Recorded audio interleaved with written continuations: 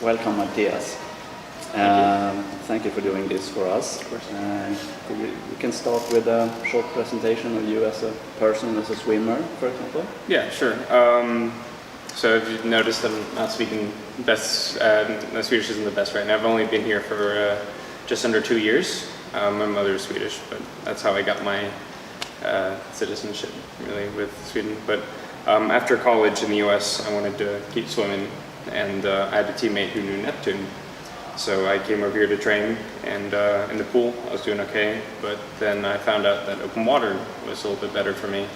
And my skills weren't the best in the pool. My flip turns, my starts, they weren't the best, so I found out that just repeated swimming was doing well for me. So I did that, and it's been getting a lot better, I feel like, for me. In the pool I haven't really been improving, but in open water I have, so I'm happy about that. Recently, Sweden's been allowing me to compete for them. I've done the Swedish SM for the 5,000. That was a very fun experience. That one, a little cold at that time, but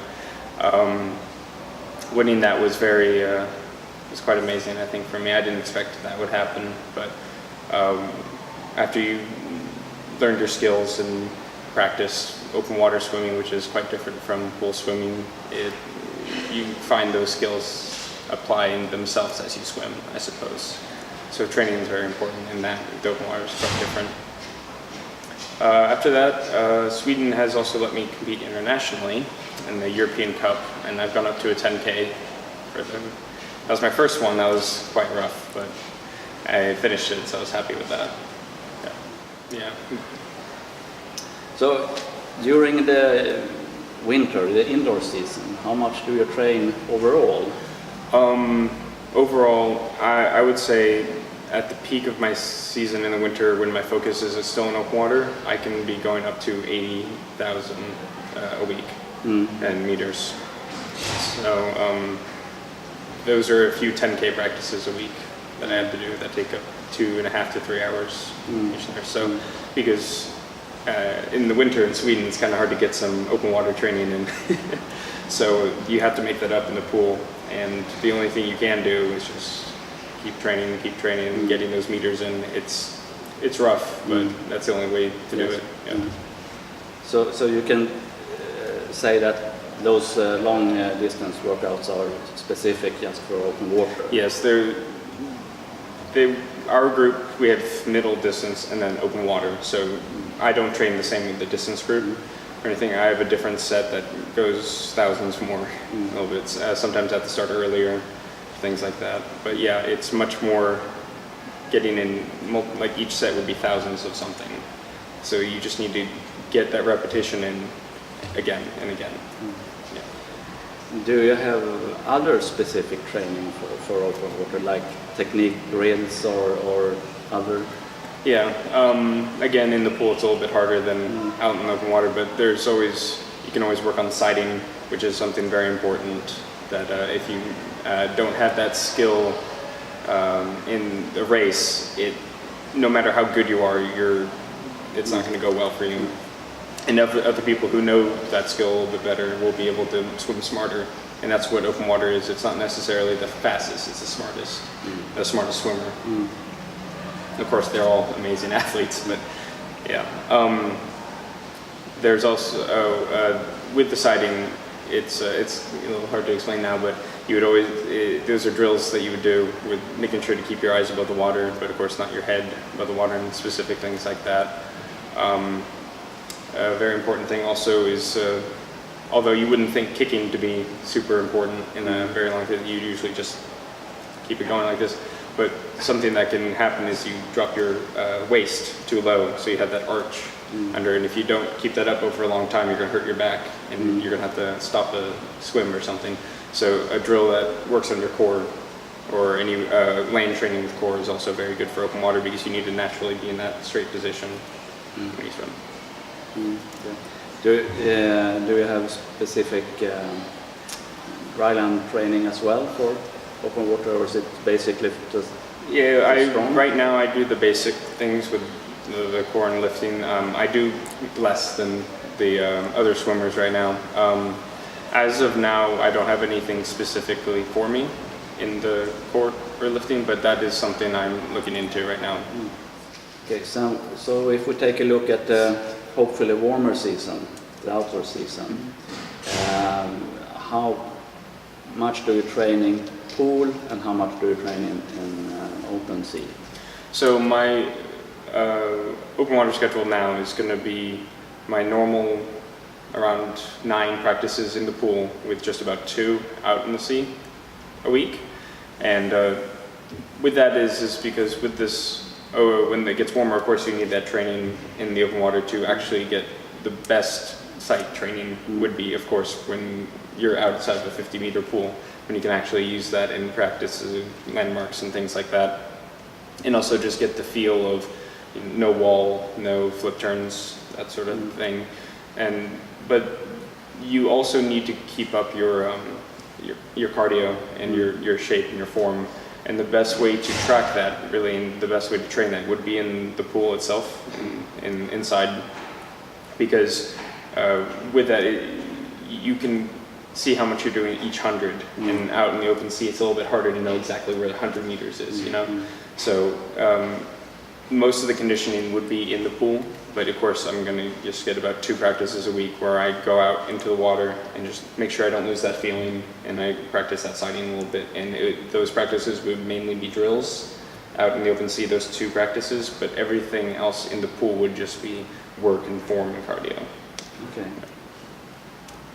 So, as I understand, sighting is very important, of course. You have to swim smart, but are there any other specific open water moments that you practice more than others? It would be when I can. Practicing drafting is very important, of course. If I may look back to my SM, my first SM in open water, I was with the first pack and I just drafted off of them for about 4.5K. And it wasn't until the last bit where I would break off, and I was more fresh than the guy in front of me who had led the whole time. And I was able to close that 500 meters faster than he was, and that's how I got that win. So if you don't know how to draft effectively, you're gonna be beaten by someone who does. Like, you won't be able to tough it out better than the guy drafting off behind you the whole time. You could swim your best race, but if he's taken all that benefit from you, and then he just uses it that last lap, you're second. So when you swim outdoors, are you a big group or you need to train alone? Or? Well, open water is always a race that starts, with a big group, so it's always smart to train with a big group as you can find. But right now in Stockholm, open water is not the biggest thing. So my team would only be 2 or 3 other people, including the girls. So what we do is we would go with another group, and we would just train with them and know how it feels to be in these clumps of people in a swim. And that's how we do it. We do all the drills together. We have to, because otherwise you don't get the feel quite right. So you always try to find as many people as you can to get that feeling right, because the start of a European Cup or something is very brutal. It's arms and limbs everywhere, and you need to understand that. Like, you can know about there's going to be a lot of people close together, but you need to understand how physical people can be at the start of something like that. And you need to know your spatial awareness, like how close you are to someone without quite looking at them. Like, you can just feel someone's drafting off of you, or you can feel those hands coming up, or you feel someone getting faster behind you or something like that. So you always, not the main focus, but again, in these open water trainings is always to get the feeling of the race rather than the work of the race itself, if that makes sense. If we take a look into competitions, do you think, or do you have specific preparations for open water race compared to if you're going to compete in pool? For open water, when I'm preparing for meets, I have never quite thought about nutrition so much before, because because I need to plan every meal for, I mean, of course I do that for my training because I do 10Ks in one practice and I need to prepare for that, but especially for a competition, you really need to prepare days ahead of eating the right things at the right time to get there, and especially on the day of, even if you're nervous, you still need to get the correct intake and things like that. So you definitely need to fuel up because if you do even the 5K, it's still an hour of constant motion, and if you don't fuel up properly, you're going to fall back no matter how fast you are. So it would definitely be nutrition. I've been looking through these gels and bars from triathlon stores and things. I'm going through a few. I haven't quite settled on one yet, so I'm still testing them, but those are always smart to have and prepare for. Some swimmers even carry them with them, food with them in their suit. I would say I usually don't stretch for competitions in the pool, but I felt myself being more limber or stretched for open water was a little bit more beneficial because when I felt more loose, I felt more calm, and over, again, a long period of time, that's kind of better than being tense the whole time. It's not like a 50, it's an hour or two of swimming. So I started doing more stretching and things like that, which helped. And this goes with nutrition, but hydration, you should just be going through water like crazy the days leading up to your race on this, because when you swim, you don't realize how much water you're losing because you're in the water, but you're sweating constantly, and so it's kind of hard to notice how much you're using. So, but you do lose a lot of water, so you need to prepare for that, because by the time you're dehydrated, it's too late. So you need to prepare for that first by drinking, making sure you get your water before rather than during or after. So if look closer to the race, or what kind of things do you focus just before the race, on the race day, for example? On the race day, my main struggle has been the nutrition and the food thing, because with these super long practices, I've always hit the wall or hit these crashes where I'm just out of energy and I can't continue, and that's something I was worried about. So that's the number one on my list, is that I'm always thinking okay, I got this meal right, I've been drinking water, I've been doing this, I've been taking your vitamins, coffee, all that sort of thing. And beyond that, when I focus on the swim, say if it's on a race, I would always try to know the course before I swim it. So usually you get a map or something so you can see it. If you're lucky and you get to the race a little bit before, you might be able to swim a lap or something to actually get that feel of all right, this is how much I need to swim to see where this buoy is, and or sighting, you can say, okay, this buoy's hard to see, I need to look at something else, and then make that change, or things like that. It would be preparations so you eliminate any problems that could happen in such a long race, I would say. What about tactics during the race? Do you have predefined tactics before the race, or do you do it as the... Yes, I would. Of course, it depends on which race you're doing, because if it's something in Sweden, I know who the top guys are. I know them personally, so I'll be okay, I need to watch out for him, I need to watch out for him, and we'll naturally get into a pack together because each person's thinking the same thing, and each person's going to try the same thing, where we keep switching spots, and then eventually it's the last 500 meters, and then everyone goes for it. So my strength, I've always found, is that I'm always able to shift gears into that last bit a little bit better than most people. So I always try to draft as much as I can. I try to be smart with my energy. I try to conserve it as much as I can. Sometimes you got to lead because sometimes you get pushed into position, but then when you're put in a bad position, you can't just say, oh, this sucks, I'm going to do bad, and think about it. You're just going, okay, what do I do next?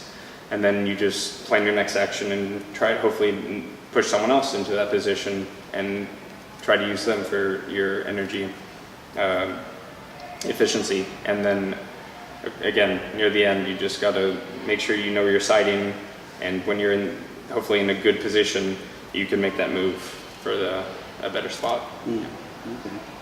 In the beginning, you mentioned that you thought it was cold in the Swedish Championships. So we're talking about wetsuit and without wetsuit.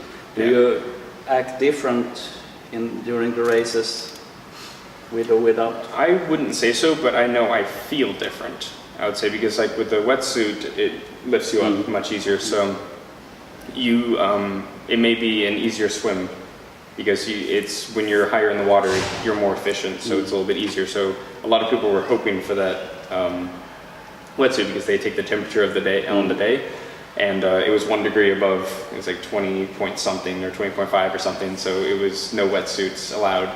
So we had to swim in the bathing suits or in the pool, from the pool.